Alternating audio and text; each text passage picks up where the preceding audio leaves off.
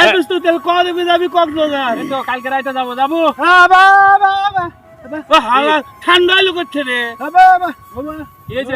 যাবো তুই বাবা কক্সবাজার। কিরে ওভার করতে গেছে টিকিট কাটলা টিয়া দে। এই সলিমতি আইছে। তুই যাবো নাকি?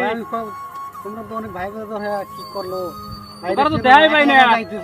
আজকে 4 দিন আইছি, তোরা তো দেখাই পাই না। আমার তো চলে যাওয়ার সময় কয় টাকা লাগবে বেটা? তুই টাকা লাগতো নাস না, কয় টাকা লাগবে?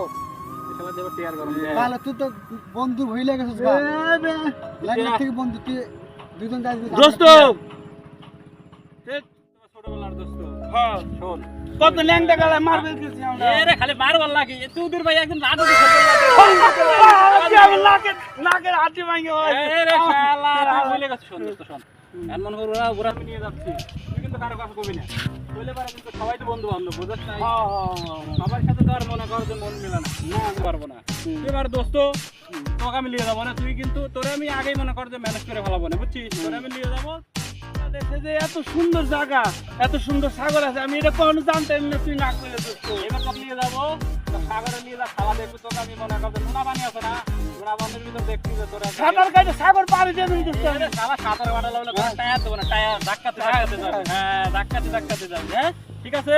তবে দোস্ত যাই কর, আমাকে বাংলাদেশটা আসলে সুন্দর। এই যে আমাকে ধান খেত শস্য যখন শস্য লাগে তখন কি সুন্দর ফুল ফুটে। এই যে যখন আবার খালি বালুই শস্য গাছ, বুঝছো? গেলে বুঝতে পারবি। ঠিক আছে, আর তোর আমি লিখছি কাগজ করছি না। আচ্ছা দোস্ত চল যাই, ঠান্ডা তো আমি চা খাবো।